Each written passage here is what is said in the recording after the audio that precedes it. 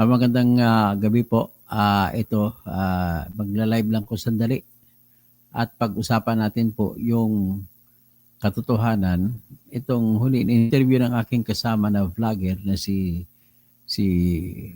Roel Cruz o si Search Adventures, si Madam Lenny. At natanong nga niya yung kung bakit hindi na nagdesisyon na hindi na magpaprotesta si Madam Lenny doon sa election na resulta na kung saan nanalo ko ng si Bongbong Marcos. Okay, kasi ganito naman kung bakit tinanong, kasi kami po, sa grupo naman namin sa TN Trio, ang aming pinag-usap, talagang, kung ako naman po tanongin nyo, ang pruweba ko ay proof beyond reasonable doubt na ang boto ni BBM at ang boto ni Sara Duterte ay nanggaling lamang sa iisang makina, computer na tinatawag na smart, no? May isang makina na may numero na 192.168.0.2. Na ibig sabihin, iisa lamang ang pinanggalingan kasi marami sila. Sa Metro Manila lang, 99% po ng boto ay na Metro Manila ng botante ay nanggaling sa isang makina. So which is impossible, hindi dapat mangyari. Okay? So ngayon pakinggan natin si Lenny kung ano po ang rason niya kung bakit hindi na siya, nagdesisyon na siya na hindi natatakbo. Pakinggan natin. Itatanong ko kung bakit di niya ipinaglaban ang boto natin. Ano ba ay kaya niyang samahan hanggang huli o hindi?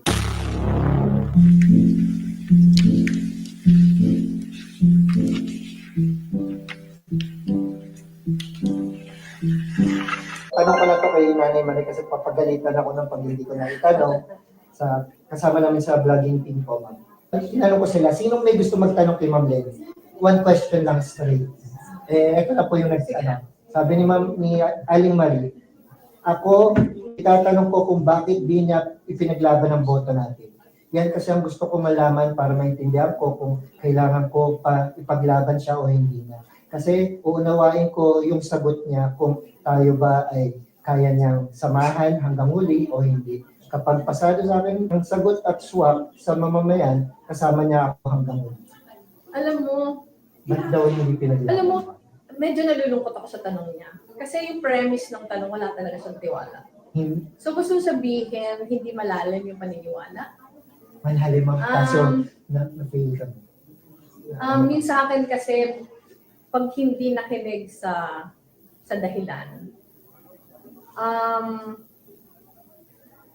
tingin ko ito yung mga klase ng suporta na nag-win over seasons. Sinabi ko na to in so many instances na after the elections, sino ba yung may interest na ipaglaban yung boto? Siyempre ako, kasi ako yung pag pinaglaban ko yun, ako yung nagsistand na umupo ng Pangulo. Ano yung ginawa natin after noon? Nagbuo tayo ng malaking team ng lawyers, nagbuo tayo ng malaking team ng IT experts. Wala tayo nakita. Kung lumaban ako pareho ng ginawa sa akin ni Marcos noong 2016, papaasahin ko lang yung supporters. Papaasahin ko yung supporters na hindi, para si Marcos, nung natalo siya noong 2016, hindi nakapaggawa ng mga proyekto na ikakabuti ng mamamayan kasi busy siya sa protest. Tapos, dahil wala namang basis, natalo din yung unanimous nila gastusan lang. Ako unang-una, wala naman akong pera na panggasto sa protest. Pangalawa, kung meron kahit konti na ebidensya na may katiwalian na nangyari, ilalaban natin. Kaya humihingi tayo ng ebidensya. Halimbawa, ma'am, ngayon nag-uusap tayo, biglang may kumatok dito. Tapos sinabi na, ma'am, nakakita na po kami ng evidence para ilaban natin yung kaso natin at kayo po talaga yung totoong nanalo, kukunin niyo ba yung posisyon bilang presidente? Dahil kayo talaga yung tamang nanalo. Depende sa ebidensya yung pakita sa akin. Marami naman nag-claim na may evidence sila, pero pinasulit na natin. Hindi talaga siya sufficient para makapanalo ng kaso. Kasi kung may ebidensya tayo kakapanalo ng kaso, bakit manakayo ako? Diba? So sa akin, hindi ko gagawin yung ginawa ni Marcos sa supporters niya ng 2016. Hindi ako makapapakasa kung wala din ang papupuntahan. Kung lalaban tayo, yung laban na sigurado. Pero yung sa akin lang, parang yung support hindi nagsuporta dahil may paniniwala sa atin, pero nagsuporta dahil sang-ayon sa gusto niya. Tingin ko hindi yun yung klase ng suporta na makakatulong sa nation building. Ako yung sa akin, kahit konti yung sumusuporta, basta for the right reasons, okay yun sa akin. Pero yung hindi ako masatisfy sa sagot mo, hindi na kita susuportan, parang, di ba? Hindi yun yung klase ng support na kinakailangan natin. Thank you for the advice. Ma'am, balik na konti sa election. Ano po yung pinakamagandang, hindi niyo makakalimutan na nangyari nung campaign?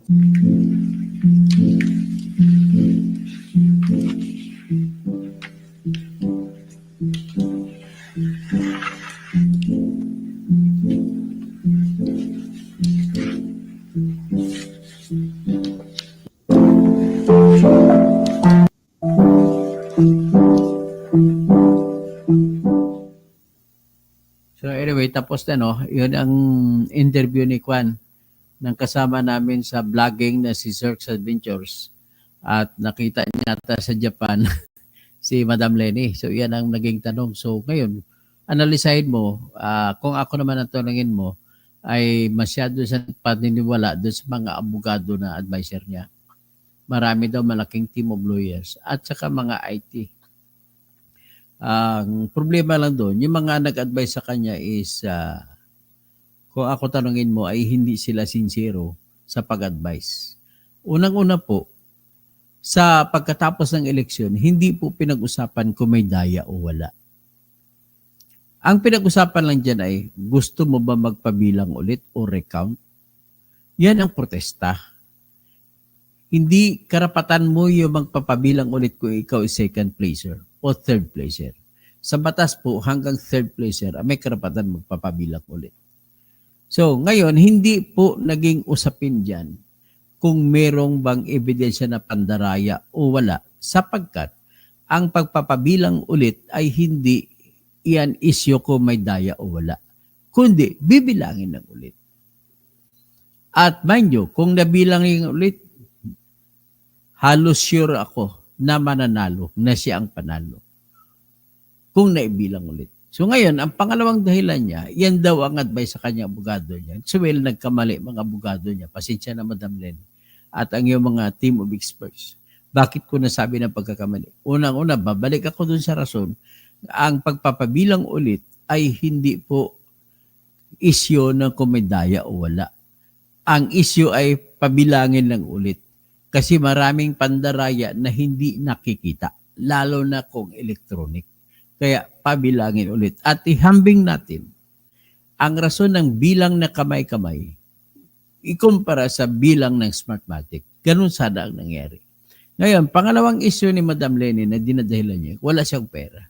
Well, wala lang kasi, alam ko gulo ang utak niya, ang isipan niya.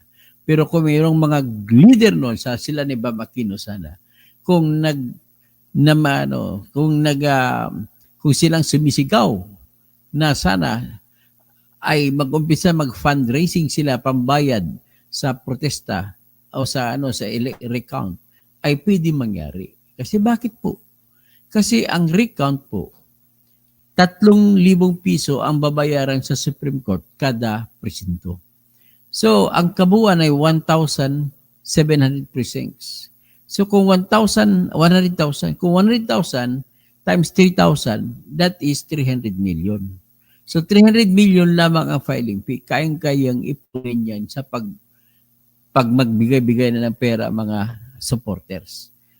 Ako nga lang, magbibigay ko ng 10,000 kaagad.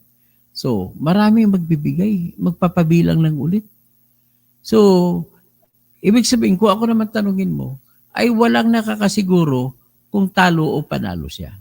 Pero sa ngayon, dahil nakita ko na po yung mga transmission logs, nakita ko na yung mga record ng Smart at saka Globe sa pagpapadala ng resulta, ay sigurado na ako na hindi totoo yung boto na 31 million para kay BBM at yung boto na 32 million para kay Sara Duterte at para sa mga boto ng mga senador. Well, Sa kanya lang man, ang iniisip niya, naintindihan ko na lang na ayaw niya magpapaasa na wala siya nakitang konkretong ebidensya.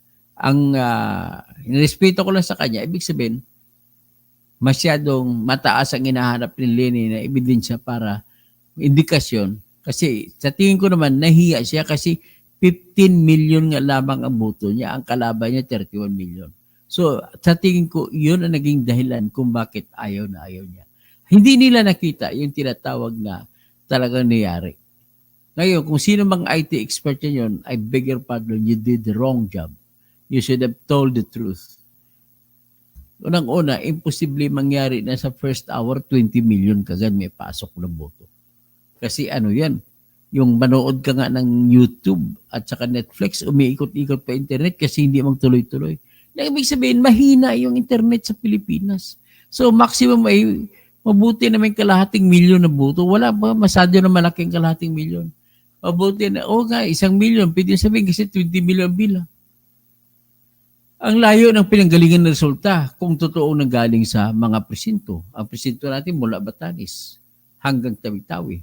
So, napakalayo pinanggalingan ng mga resulta. So, kung gano'n, na malayo pinanggalingan ng resulta, ay dapat masunod. Ngayon, kung nakikita natin na ebidensya na isa lang lamang ang makina pinanggalingan, 192.168.0.2, yan na po ang ebidensya na talaga na hindi totoo yung result. 31 million si BBM at 32 million si Sara Duterte. Yan lamang po ang ating masabi. At naintindihan na lang natin ngayon si Madam Lene kung bakit saan siya nakatayo ngayon. Nagdesisyon na ayaw niyang lumaban na kahit na-recount man lang. So magandang gabi po sa inyo. Si Cristito Pilarada, si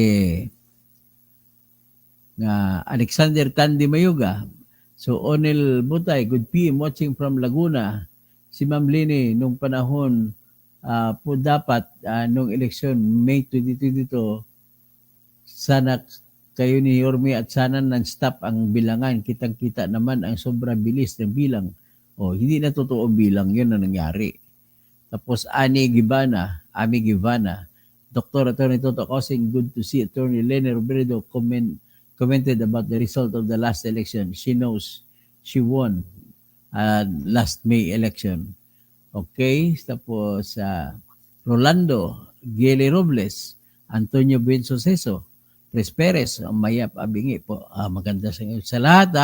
Ito na lang ang masabi ko. Magandang gabi sa lahat. Santiago Combat, Randy, yan lamang po. At kailangan natin ang katarungan para sabay tuloy ang ating laban.